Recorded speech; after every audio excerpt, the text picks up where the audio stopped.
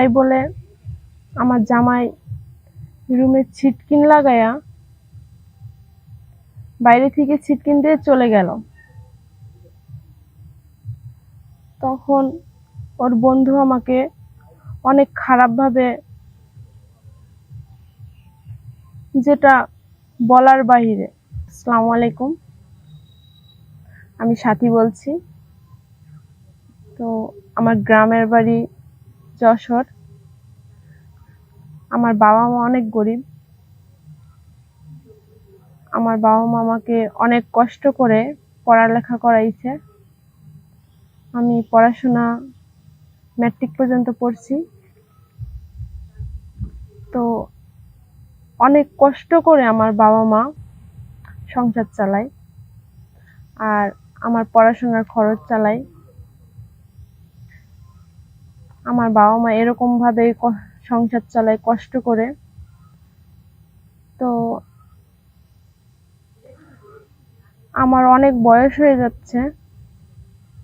তো আমার বাবা মা আমাকে বিয়ে দিতে পারছে না, বাট আমরা গরিব বলে আমার বিয়ে হচ্ছে না। অনেক জায়গা থেকে সম্বন্ধ আসে, কিন্তু ওরা যৌতুক চায়, কিন্তু আমার বাবা মায়ের সেই সামর্থ্য নাই যে যৌতুক দিবে। তো এরকম ভাবে বিয়ে আসে, বিয়ে ভেঙে যায়। তো আমার বয়সও অনেক হয়ে যাচ্ছে। তো আমার বাবা মা আমাকে বিয়ে দিতে পারে না টাকার জন্য।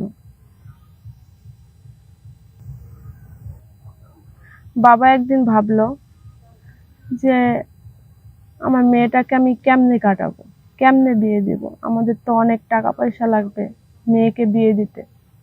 সেই কথা আমি শুনতে পেলাম। শোনার পরে বাবাকে আমি বললাম, বাবা তুমি টেনশন করো না, একটা কোনো ব্যবস্থা হবে। একদিন দেখি বাবার কাছে একটা সম্বন্ধ আসে। একটা বিবাহিত ছেলে আমার বাবার কাছে বিয়ের প্রস্তাব নিয়ে আসে। তারা কিছু চাইবে না, শুধু আমাকে চায়। তো বাবা ভাবতে লাগলো যে আমার মেয়েকে তো অন্য জায়গায় হলে টাকা পয়সা দিয়ে বিয়ে করাতে হবে। তো এটা ভেবে বাবা আমাকে বলল যে মারে, তোকে তো আমি কোথাও বিয়ে দিতে পারতেছি না, তুই এই ছেলের সঙ্গে বিয়ে কর। তো আমি কান্না করলাম আর বাবাকে বললাম, আচ্ছা ঠিক আছে বাবা, তোমার যা ভালো মনে হয় তাই করো। বাবা আমাকে তারপরে ওই ছেলের সঙ্গে আমার বিয়ে দিয়ে দিল। তো আমি খুব সুন্দর করে সংসারটা সাজাচ্ছিলাম। আমার জামাই একদিন দেখি ওর বন্ধুকে নিয়ে আসলো। জামাই অসুস্থ, কোনো কাজ কাম করতে পারে না। তো এখানে আমাদের অনেক অভাবী সংসার, এরকম ভাবে অনেক কষ্ট করে সংসারটা চলে। আমি ভাবি নাই যে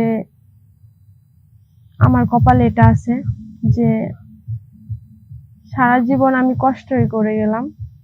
আমার বাবা মায়ের ওখানেও আমি কষ্ট করেছি, আমার স্বামীর বাড়ি এসেও আমি এখানে কষ্ট করতেছি।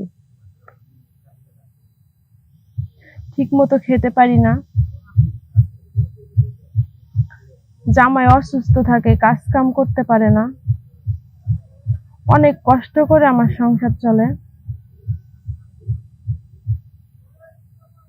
তো মাঝে মাঝে আমার অনেক খারাপ লাগে, অনেক কষ্ট হয়। ভাবি আমি মাঝে মাঝে যে এটাই কি আমার কপালে ছিল। আমরা গরিব বলে আমরা এরকম ভাবে কষ্ট করে চলবো। তো হঠাৎ একদিন দেখি আমার জামাই ওর বন্ধুকে নিয়ে আসে। তো আমাকে বলল যে সাথী, এটা আমার বন্ধু। তো আমি সালাম দিলাম, আমাদের রুমের ভিতরে এসে বসলো। আমার জামাই আমাকে বলল যে তুমি আমার বন্ধুকে নাস্তা পানি দাও, আমি বাইরে থেকে আসছি। তাই বলে আমার জামাই রুমে ছিটকিন লাগায়া বাইরে থেকে ছিটকিন দিয়ে চলে গেল। তখন ওর বন্ধু আমাকে অনেক খারাপ ভাবে, যেটা বলার বাহিরে, অনেক কিছু আমাকে নিয়ে, কিভাবে বলি আমি, উনি আমাকে আমার পুরো দেহ ভোগ করে নিল। আমি অনেক কান্না করি, আর তখন বুঝতে পারি যে আমার স্বামী কাজ কাম করতে পারে না, ওর বন্ধুর কাছ থেকে টাকা নিয়েছে, নিয়ে আমাকে ওর কাছে দিয়েছে। তো এরকম ভাবে আমার স্বামী মাঝে মাঝে বাসায় এরকম লোকজন নিয়ে আসে, ওনাদের কাছ থেকে টাকা পয়সা নেয়, আর আমাকে দিয়ে এরকম ব্যবসা শুরু করে দেয়। তো একদিন গ্রামে, আমাদের গ্রামে সবাই জানাজানি হয়ে যায়। তারপরে আমরা আর গ্রামে থাকতে পারি না। আমার স্বামী তখন আমাকে নিয়ে শহরে চলে আসে। তো এরকম ভাবে আমি দেহ ব্যবসা করতে থাকি। হঠাৎ একদিন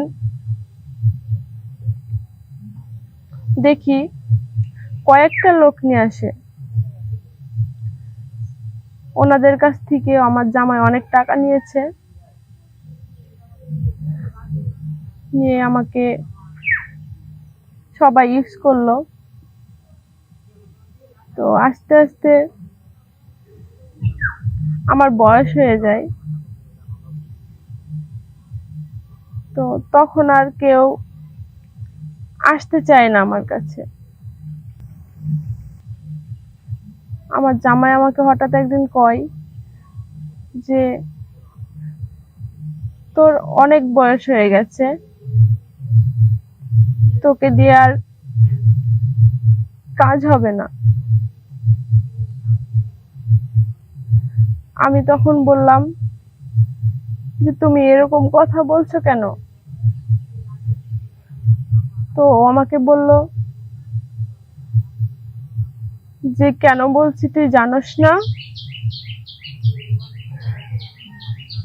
তোকে দিয়ে যদি আমার টাকা ইনকামই না হয়, তাইলে তোকে আমি কেন রাখবো? আমি তখন অনেক কান্না করি। আমি ওকে অনেক বোঝালাম যে আমি তোমার স্ত্রী। ও তখন কোনো কথাই শুনতে চায় না। আমার বয়স হয়েছে দেখা, ওর টাকা ইনকাম হচ্ছে না দেখে ও আমাকে ছেড়ে দিতে চায়। আমি ওর হাতে পায়ে ধরি, তারপরেও ও আমার কোনো কথা বোঝার চেষ্টা করে না। ও আমাকে ছেড়ে চলে যায়। আমি তখন কান্নায় ভেসে পড়ি। আমি ভাবতে থাকি যে এখন আমি কি করব। আমি না পাচ্ছি আমার বাবা মায়ের কাছে যেতে, না পাচ্ছি আমি আমার স্বামীকে, ও আমাকে ছেড়ে চলে যায়। তো এই হলো আমার জীবনের কাহিনী।